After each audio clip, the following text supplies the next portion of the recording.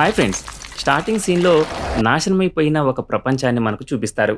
ఆ ప్రపంచం అలా నాశనం అవ్వడానికి కారణం ఏంటంటే, ఆకాశం నుండి వేగంగా దూసుకొచ్చిన ఒక పెద్ద ఉల్క భూమిని ఢీకొట్టడమే. దాని దెబ్బకి అన్నీ కాలి బూడిదైపోయాయి. ఈ వినాశనం తర్వాత ఇప్పుడు ఈ భూమి మీద ఒక చిన్న నగరం, దానితో పాటు ప్రాణులతో బయటపడిన కొంతమంది మాత్రమే మిగిలారు. వీళ్ళందరూ పాట్రియార్క్ అనే ఒక చర్చి ఫాదర్‌ను ఫాలో అవుతుంటారు. ఇక్కడి నియమాలు చాలా కఠినంగా ఉంటాయి. ఆ నియమాలను అందరూ ఎట్టి పరిస్థితుల్లోనూ పాటించి తీరాలి. అదే నగరంలో గ్రే అనే ఒక మంత్రగత్తె కూడా ఉండేది. ఆమె ఎవరి కోరికనైనా తీర్చగలదు. అందుకే చర్చి ప్రజలు తమని విడిచిపెట్టి గ్రేతో కలిసి ఒక కొత్త సమాజాన్ని ఏర్పాటు చేసుకుంటారేమోనని చర్చి పెద్దలకు భయం పట్టుకుంది. అందువల్ల పాట్రియార్క్ తన ఎన్ఫోర్సర్ కమాండర్కు గ్రేను ఉరితీయమని ఆదేశిస్తాడు. ఎన్ఫోర్సర్స్ అక్కడి ప్రజలందరి ముందు గ్రేను ఉరితీస్తారు. ఆమె కాలి కింద ఉన్న చెక్క ఆధారంగానే ఆమె బ్రతికి ఉంది. ఆమె తన కాలితో ఆ చెక్కను తన్నేస్తుంది. ఎన్ఫోర్సర్స్ అక్కడి నుండి వెళ్ళగానే గ్రే తన మాయను చూపిస్తుంది. ఆమె ఎన్ఫోర్సర్స్ సైనికులతో ఒకరిని హిప్నటైజ్ చేస్తుంది. ఆ సైనికుడికి ఉరిశిక్ష పడినట్లు భ్రమ కల్పిస్తుంది. తనను తాను రక్షించుకోవడానికి అతను తన ఉరితాడు మీదనే కాల్చుకుంటాడు. కానీ నిజానికి ఆ తూట గ్రే ఉరితాడుకు తగిలింది. దాంతో గ్రే ఉరి నుండి విముక్తి పొందుతుంది. ఆ తర్వాత గ్రే మళ్ళీ అతనికి ఒక భ్రమను చూపిస్తుంది. అందులో గ్రే అతని దగ్గరికి వస్తున్నట్లు కనిపిస్తుంది. గ్రేను చంపడానికి అతను కాల్పులు జరుపుతాడు. కానీ అతను కాల్చింది తన పక్కన ఉన్న సోల్జర్ని అని తెలుస్తుంది. ఇది చూసిన ఎన్ఫోర్సర్స్ అతని వెనకాలి వచ్చి ముందుగా ఆ సైనికుడినే చంపేస్తుంది. ఎందుకంటే అతను గ్రే స్థానంలో వచ్చాడు. దీని తర్వాత వాళ్ళు గ్రేను అన్ని చోట్ల వెతుకుతారు. కానీ గ్రే ఎక్కడా కనిపించదు. గ్రే అక్కడే ఎక్కడో దాక్కుని ఉంది. కానీ తను అక్కడ లేనట్లు వాళ్ళందర్నీ భ్రమలో ఉంచింది. ఆ తర్వాత అక్కడ ఆగి ఒక్కొక్కరిగా ఎన్ఫోర్సర్స్ సైనికులందరినీ చంపుతూ వెళ్ళింది. ఆమె ఎన్ఫోర్సర్స్ గొంతుపై కత్తి పెట్టినప్పుడు ఎన్ఫోర్సర్స్ నన్ను చంపేయి అంటుంది. కానీ గొంతు కోయడానికి బదులుగా ఆమెనే ఉరితీసి అక్కడి నుంచి వెళ్ళిపోతుంది.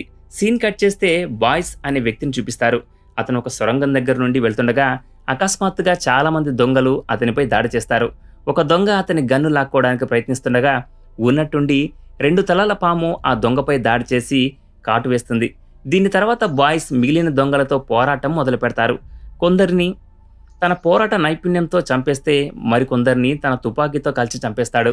ఇదంతా చూశాక మనకు అర్థమవుతుంది బాయ్స్ సాధారణ వ్యక్తి కాదని. అతను ఒక బౌంటీ హంటర్. తన పనిని తాను చక్కగా చేసేవాడు. మరోవైపు మళ్ళీ మనకు గ్రేన్ చూపిస్తారు. ఆమెను కలవడానికి అక్కడి రాణితో పాటు ఆమె ముఖ్యమైన మనిషి ఒకరు వస్తారు. నిజానికి రాణి గ్రే ద్వారా ఒక షేప్ షిఫ్టర్ శక్తిని పొందాలనుకుంటుంది. దీనికి గ్రే కూడా రాణి నుండి భారీగా మూల్యం డిమాండ్ చేస్తుంది. రాబోయే పౌర్ణమి నాటికి నీ పని పూర్తి చేస్తాను అని చెప్తుంది. పౌర్ణమి రావడానికి కేవలం 6 రోజులు మాత్రమే మిగిలి ఉన్నాయి. వాళ్ళిద్దరూ అక్కడి నుండి వెళ్ళిపోతారు. కాసేపటి తర్వాత రాణికి నమ్మకమైన వ్యక్తి బయటకు వచ్చి రాణి చెప్పిన పని చేయవద్దని చెప్తాడు. ఎందుకంటే రాణి చేయాలనుకుంటున్నది అస్సలు మంచిది కాదని అతనికి అనిపిస్తుంది. ఆశ్చర్యకరంగా గ్రే అతని మాటను కూడా ఒప్పుకుంటుంది. నిజానికి గ్రే ఇతని మాట వినాలని అనుకోలేదు. కానీ ఆమెపై ఒక శాపం ఉంది. అదేంటంటే ఆమె ఎవరి కోరికను కాదనలేదు. అందుకే ఈ వ్యక్తి కోరికను కూడా అంగీకరించింది. ఇప్పుడు గ్రే ఈ 2 విరుద్ధమైన కోరికలను ఎలా నెరవేరుస్తుందో చూడటమే ఈ కథలో అసలు ట్విస్ట్. ఇక ఆమె తన శక్తులతో లాస్ట్ ల్యాండ్లో తను చంపాల్సిన షేప్ షిఫ్టర్ను వెతకడం మొదలు పెడుతుంది. తన దూరదృష్టిలో చాలామంది షేప్ షిఫ్టర్లు వేటాడటానికి వచ్చారని చూడగలుగుతుంది. కానీ చివరికి వాళ్ళందరూ దానికే బలైపోయారు. వాళ్ళిద్దరిని చంపిన తర్వాత షేప్ షిఫ్టర్ చాలా గట్టిగా గర్జిస్తుంది. ఆ భయంతో గ్రే మాయాశక్తి చెదిరిపోతుంది. సీన్ కట్ చేస్తే రాణిని చూపిస్తారు. ఆమె ఆ సమయంలో రాజు దగ్గర ఉంది. అక్కడే మొదటిసారి మనకు రాజును చూపిస్తారు. అతను చాలా అనారోగ్యంతో ఉండి మంచం మీదే పడి ఉంటాడు. గ్రే బాయ్స్ను కలగడానికి వస్తుంది. ఎందుకంటే బాయ్స్ అక్కడి అత్యుత్తమ వేటగాడు. గ్రే తన మిషన్ను పూర్తి చేయడానికి అలాంటి వ్యక్తి అవసరం. ఆమె షేప్ షిఫ్టర్ను చంపడానికి మంచి డబ్బు ఇస్తానని ఆఫర్ చేస్తుంది. గ్రే కూడా బాయ్స్తో పాటు లాస్ట్ ల్యాండ్కు వెళ్లాలని అనుకుంటుంది. అక్కడే ఆ షేప్ షిఫ్టర్ నివాసం ఉంటుంది. నిజానికి అక్కడే షేప్ షిఫ్టర్ను చంపి దాని శక్తిని బంధించవచ్చు. ఈ ప్రయాణం చాలా దూరంగా ఉంటుందని, దారిలో ఎన్నో ప్రమాదాలు ఎదురవుతాయని బాయ్స్ ముందుగానే గ్రేను హెచ్చరిస్తాడు. ఈ ప్రమాదంలో రకరకాల డీమన్స్తో పాటు పగిలిపోయిన దారులు కూడా ఉంటాయి. కానీ గ్రే ఎలాంటి కష్టమైన మార్గాన్నైనా దాటడానికి సిద్ధంగా ఉంది. ఇప్పటికీ గ్రేను వేటాడుతున్న చర్చి మనుషులు గ్రేను వెతుక్కుంటూ ఆ బార్పై దాడి చేస్తారు. వాళ్ళ చేతికి చిక్కకముందే వీళ్ళిద్దరూ అక్కడి నుండి పారిపోతారు. లోపల పాట్రియార్కు ఒక వార్త అందుతుంది. రాణి కూడా రహస్యంగా గ్రేను కలవడానికి వెళ్ళిందని. దీంతో పాట్రియార్కు గ్రే అంటే భయం మొదలవుతుంది. రాణి కూడా గ్రేతో కలిసి చర్చికి వ్యతిరేకంగా ఏదైనా కుట్ర చేస్తుందేమోనని అతనికి అనిపించసాగింది. అలాంటిది జరగకముందే అతను ఎన్ఫోర్సర్స్కు గ్రేను పట్టుకుని తీసుకురమ్మని ఆదేశిస్తాడు. ఇప్పుడు ఎన్ఫోర్సర్స్ తన సైనికులను తీసుకుని ఒక ప్రత్యేక నగరానికి చేరుకున్న గ్రే మరియు బాయ్స్ వెనకాల పడుతుంది. ఇక్కడికి రాగానే గ్రే బాయ్స్ స్నేహితుల ఇంట్లో బస చేస్తారు. ఇక్కడ వాళ్ళ సంభాషణ ద్వారా బాయ్స్ గతం మనకు తెలుస్తుంది. అతను అంత మంచి వేటగాడు ఎలా అయ్యాడనేది. చిన్నప్పుడు లాస్ట్ ల్యాండ్లో అతని కళ్ళ ముందే అతని తల్లిదండ్రులను చంపేస్తారు. ఆ తర్వాత అతను తన మనుగడ కోసం డీమన్స్తో పోరాడుతూ చివరికి మనుషులు నివసిస్తున్న నగరానికి చేరుకున్నాడు. వీళ్ళు తమ ప్రయాణాన్ని మళ్ళీ కొనసాగిస్తారు.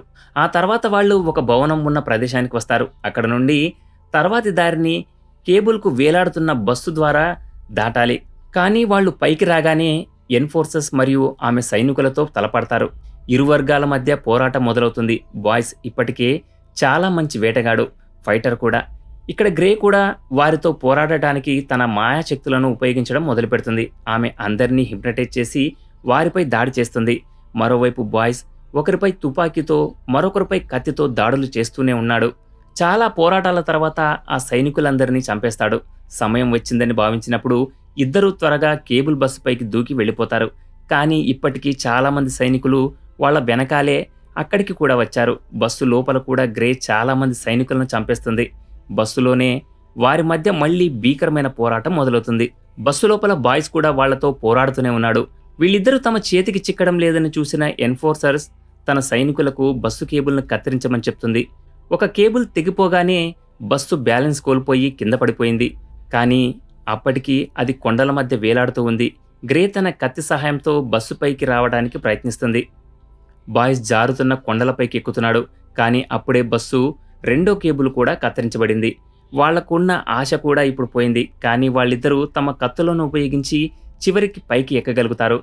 ఇది చూసిన ఎన్ఫోర్సర్స్ తన స్నైపర్ను తీసి బాయ్స్ను కాల్చడానికి ప్రయత్నిస్తుంది. కానీ స్నైపర్ లెన్స్ ద్వారానే గ్రే మళ్లీ ఎన్ఫోర్సర్స్ను హిప్నటైజ్ చేస్తుంది. వాళ్ళిద్దరూ అక్కడి నుంచి వెళ్లిపోయారని ఆమెకు అనిపించింది. ఈ విధంగా వాళ్ళిద్దరినీ వెంబడించడం నుండి వాళ్ళు తప్పించుకున్నారు. పోరాటాల సమయంలో బాయ్స్కు ఒక బుల్లెట్ తగిలింది. దానివల్ల అతనికి చాలా నొప్పిగా ఉంటుంది. బాయ్స్ స్వయంగా ఆ బుల్లెట్ను తన శరీరం నుండి తీసేస్తాడు. గ్రే అతని గాయాలకు కుట్లు వేస్తుంది. మనకు రాణిని చూపిస్తారు. ఆమె గర్భవతి అని తెలుస్తుంది. రాణికి ఒక వారసుడు దొరికాడు. అందుకే ఆమెకు రాజును ఇక భరించాల్సిన అవసరం లేదు. రాణి ప్రవర్తన కూడా అంతగా సరిగ్గా లేదు. ఆమె రాజు నుండి విడిపోవాలని అనుకుంటుంది. కానీ రాజు నుండి విడిపోతే రాణి హోదాలో ఆమెకు లభించిన శక్తి ఆమె నుండి పోతుంది. అందుకే దయ చూపకుండా వెంటనే రాజును చంపేసి అతని అనారోగ్యం వల్లే మరణించాడనే అందరితో అబద్ధం చెప్తుంది. ఇటు వీళ్ళు ఇప్పుడు చాలామంది డీమన్స్ తమ వెనకపడిన ఒక నగరానికి చేరుకున్నారు. ఈ విచిత్రంగా కనిపించే జీవులు మనుషుల్లాగే ఉన్నాయి. కానీ చూడటానికి చాలా భయంకరంగా ఉన్నాయి. అవి గ్రేపై దాడి చేయకముందే బాయ్స్ తన చుట్టూ నూనె పోసి నిప్పు పెడతాడు. ఎందుకంటే ఈ జీవుల బలహీనత ఏంటో అతనికి బాగా తెలుసు. వాటికి నిప్పు అంటే భయం. కానీ ఈ డీమన్స్ వాళ్ళ ఊహకు మించిన సంఖ్యలో ఉన్నాయి. ఆ డీమన్స్ అన్నీ భూమి కింద నుండి బయటకు వచ్చి నిప్పును ఆర్పుతూ వారి దగ్గరికి వస్తుంటాయి. తమ దగ్గరికి వస్తున్న డీమన్స్ను బాయ్స్ చంపడం మొదలు పెడతాడు. ఇంతమంది డీమన్స్ గుంపు నుండి బతికి ఉన్న ఇద్దరు మనుషులను చూసి ఆ డీమన్స్ నాయకుడికి చాలా ఆశ్చర్యం వేసి వాళ్ళ ముందుకు వస్తాడు. అతన్ని చూడగానే గ్రే తన మాయను అతనిపై ప్రయోగించడం మొదలు పెడుతుంది. ఆమె ఆ డీమన్స్ లీడర్ను హిప్నటైజ్ చేసి మిగతా డీమన్స్ అన్నింటినీ వెనక్కి పంపమని ఆర్డర్ వేస్తుంది. ఆ తర్వాత అవకాశం దొరకగానే ఆమె తన చేతుల నుండి నిప్పును సృష్టించి అక్కడున్న జీవులన్నింటినీ కాల్చి బూడిద చేస్తుంది. చివరికి వాళ్ల పీడ విరగడవుతుంది. ముందుకు వెళ్తూ బాయ్స్ ఆమెను అడగడం మొదలు పెడతాడు. నాకు నిప్పు గురించి తెలియదు. నువ్వు ఆ నిప్పును ఎలా వెలిగించావు? అందుకు గ్రే అతనికి నిజం చెప్తుంది. నిజానికి నేను అక్కడ ఎలాంటి నిప్పు వెలిగించలేదు. కేవలం ఆ డీమన్స్కు ఒక భ్రమ చూపించాను. ఆ డీమన్స్ తమ ఆలోచనతో పాటు ఆ నిప్పు భయం వల్లే చనిపోయారు అని అంటుంది. ఇక తర్వాతి నగరం లాస్ట్ ల్యాండ్. కొంత దూరంలో బాయ్స్ మళ్లీ ఆమెను ఆపి ముందుకు వెళ్లడం చాలా ప్రమాదకరం. నీ ప్రాణం కూడా పోవచ్చు అని చెప్తాడు. వాళ్ళు ఈ మాటలు చెప్పుకుంటూ వంతెన దాటుతుండగా ఎన్ఫోర్సర్స్ తన సైన్యాన్ని తీసుకుని ఇంకా వాళ్ల వెనకాలే ఉందని చూస్తారు. వాళ్ల ముందు వంతెన తప్ప మరో దారి కూడా లేదు. చివరికి ఎలా తప్పించుకోగలిగారు? ఇప్పుడే గ్రేకు మరో ఆలోచన వస్తుంది. ఆమె వంతెనపై వేగంగా పరిగెత్తడం మొదలు పెడుతుంది. ఎన్ఫోర్సర్స్ కూడా రైలు వేగాన్ని పెంచి గ్రేను తొక్కేయాలనే ప్లాన్ చేస్తుంది. కానీ ఒక చోటికి వెళ్ళాక ఆ వంతెన విరిగిపోయి ఉందని ఎన్ఫోర్సర్స్‌కు తెలుస్తుంది. వాళ్ళు రైలు ఎంత వేగంగా ఉందంటే, వాళ్ళు బ్రేకులు కూడా వేయలేకపోయారు. వంతెన చివరకు చేరుకున్నప్పుడు గ్రే కిందకు దూకేస్తుంది. అక్కడ కింద వేలాడుతున్న బాయ్స్ ఆమెను పట్టుకుని ఆమె ప్రాణాలను కాపాడతాడు. కానీ ఎన్ఫోర్సర్స్‌తో పాటు ఆమె సహచరులందరూ తమ ప్రాణాలు కోల్పోతారు. ఇక్కడ తన సహచరులందరూ చనిపోయారని పాట్రియార్కు తెలిసినప్పుడు అతనికి భయంకరమైన భయం పట్టుకుంటుంది. తన మతం పేరుతో అందరినీ బానిసలుగా చేసుకున్న తనను ఎవరైనా గ్రేతో కలిసిపోయి ఈ శక్తిని లాగేసుకుంటారేమోనని భయపడతాడు. అందుకే అతను బానిసలందరితో రాణి గ్రేతో కలిసి ఈ దేశాన్ని నాశనం చేయాలనుకుంటుందని ప్రచారం చేయడానికి ప్రయత్నిస్తాడు. రాణికి ఈ విషయం తెలియగానే ఆమె ఇప్పుడు తన నమ్మకమైన వ్యక్తి జెరెస్ ద్వారా తన మాట నెగ్గించుకోవాలని నిర్ణయించుకుంటుంది. అతన్ని దగ్గరికి తీసుకుని తన ప్రేమ వలలో చిక్కించుకుని అతని ద్వారా పాట్రియార్క్ను అతని అనుచరులందరినీ చంపేస్తుంది. ఇటు షేప్ షిఫ్టర్ ఉండే ప్రదేశాన్ని చూపిస్తారు. మరికొద్దిసేపట్లో పౌర్ణమి కూడా రాబోతుంది. గ్రే అక్కడ చాలా మానవ పుర్రెలు ఉండటాన్ని చూస్తుంది.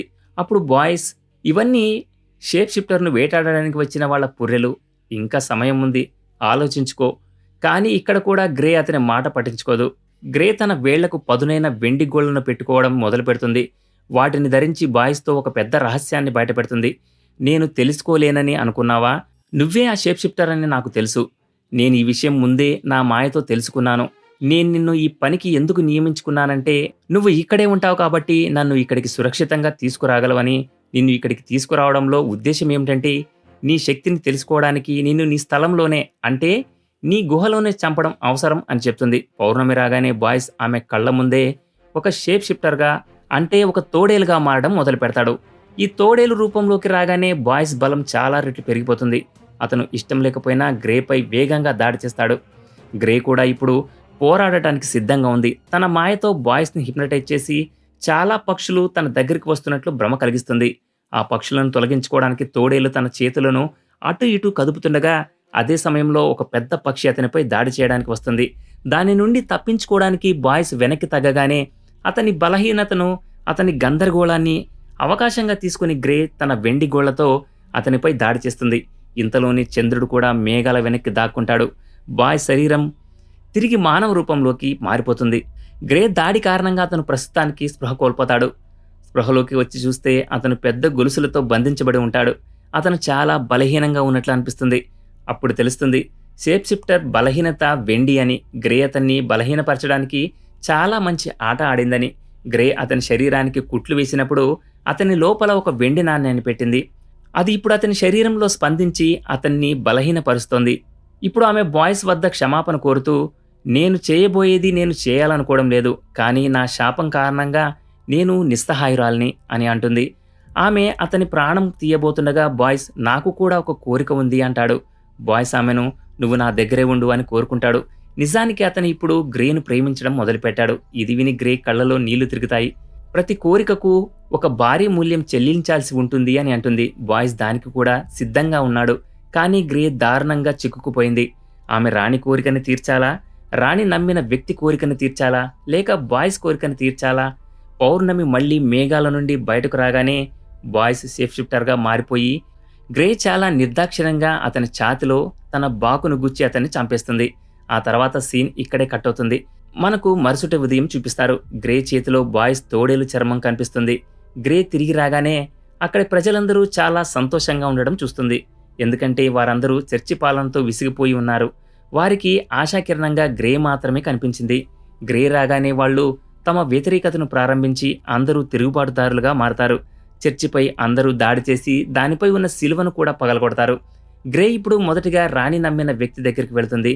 ఆమె అతనికి బాయ్స్ చర్మాన్ని ఇస్తూ, రాణి తన రక్తాన్ని దీనిపై చల్లాలి, ఆ తర్వాత దాని శక్తి ఆమెలోకి వెళ్ళిపోతుంది అని చెప్తుంది. ఆ చర్మాన్ని పట్టుకుంటూ ఆ వ్యక్తి, నేను నిన్ను రాణి కోరిక తీర్చవద్దని కోరాను కదా అంటాడు. అప్పుడు గ్రే ఇక్కడ ట్విస్ట్ చెప్తూ, రాణి నిజానికి సేఫ్ షిఫ్టర్ అయ్యి బాయ్స్ను పొందాలనుకుంది, కానీ సేఫ్ షిఫ్టర్ ఒక్కరే ఉన్నారని, అది బాయ్స్ అని ఆమెకు తెలియదు. రాణి సేఫ్ షిఫ్టర్గా మారడానికి నాకు బాయ్స్ ప్రాణాలు తీయాల్సి వచ్చింది. ఇక నీ కోరిక రాణి నీకు దక్కాలని. ఇప్పుడు బాయ్స్ చనిపోయాడు కాబట్టి రాణి కూడా నీ సొంతమైంది అని అంటుంది.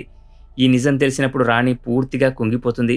బాయ్స్, నువ్వు నాలాంటి దానివి కాదు. నేను నాలాంటి వాళ్ళని పెళ్లి చేసుకోవాలి అనుకున్నాను, నీలాంటి వారిని కాదు అని అన్న మాటలు ఆమెకు గుర్తొస్తాయి. ఇదే కారణం రాణి షేప్ షిఫ్టర్ కావాలని నిర్ణయించుకోవడానికి. కానీ తన ఈ నిర్ణయంలో బాయ్స్ని కోల్పోతానని ఆమెకు తెలియదు. ఆమె రాత్రంతా అదే బాధలో మునిగిపోతుంది. పౌర్ణమి ముగిసే వరకు ఆమె తన ఆచారాన్ని పూర్తి చేయలేదు. ఉదయం సూర్యరశ్మి షేప్ షిఫ్టర్ చర్మంపై పడగానే ఆ చర్మం నిప్పులాగా మండి బూడిదైపోతుంది. ఇప్పుడు రాణి కోపంతో తన నమ్మకమైన వ్యక్తి జెరిస్ వద్దకు వస్తుంది. అతన్ని చంపేస్తుంది. కానీ బయటకు వెళ్ళాక తను భావోద్వేగంలో చాలా పెద్ద తప్పు చేశానని గ్రహిస్తుంది. జెరిస్ సైన్యం ద్వారానే ఆమె బయట ప్రజలతో తిరుగుబాటుదారులతో పోరాడగలిగేది. కానీ ఇప్పుడు అతన్ని చంపేసింది. ఇక్కడే సీన్ కట్ చేస్తే ఉదయం కాగానే స్పృహ వచ్చిన బాయ్స్ని చూపిస్తారు. అతను చనిపోయినప్పుడు షేప్ షిఫ్టర్గా మారి ఉన్నాడు. అతని ప్రాణం అతని చర్మంలోనే ఉంది. రాణి ఆ చర్మాన్ని ఉపయోగించుకోవడం వల్ల అతని ప్రాణం తిరిగి బాయ్స్లోకి వెళ్ళిపోయి అతను బతికిపోయాడు. కోపంతో బాయ్స్ గ్రేవ్ దగ్గరికి వెళ్ళి ఆమె మెడపై కత్తి పెడతాడు. నేను నా దగ్గరే ఉండమని కోరినప్పటికీ నువ్వు నన్ను ఎందుకు చంపావు అని అడుగుతాడు. గ్రే అతనికి నిజం చెప్తూ, నేను భవిష్యత్తును ముందే చూశాను. రాణి నీ దగ్గర ఉండటానికే షేప్ షిఫ్టర్ కావాలని అనుకుందని నాకు తెలుసు. అదే సమయంలో రాణి నమ్మిన వ్యక్తి కూడా ఆమెను కోరుకుంటున్నాడు. భవిష్యత్తులో నేను చూశాను. రాణి నీ మరణం బాధలో తన నమ్మిన వ్యక్తిని చంపేస్తుందని, నీ చర్మాన్ని వాడదని, దానివల్ల నీ ప్రాణం నీలోకి తిరిగి వస్తుంది. ఈ విధంగా రాణి ఆమె నమ్మిన వ్యక్తి మరియు నీవు ముగ్గురి కోరికలు నెరవేరుతాయి అని చెప్తుంది. ఇది తెలుసుకుని బాయ్స్ చాలా ఆశ్చర్యపోయి సంతోషిస్తాడు. ఎందుకంటే ఇప్పుడు తనను ప్రేమించే గ్రే తనతోనే ఉండబోతుంది. ఇక్కడ నుండి వాళ్ళిద్దరూ కలిసి తమ కొత్త మిషన్ కోసం బయలుదేరతారు. ఈ సీన్తోనే ఈ మూవీ ఎండ్ అవుతుంది. ఇది ఫ్రెండ్స్ ఇవాల్టి స్టోరీ. ఇలాంటి మరిన్ని ఇంట్రెస్టింగ్ స్టోరీల కోసం ఛానల్ని సబ్స్క్రైబ్ చేయండి. Thanks for watching.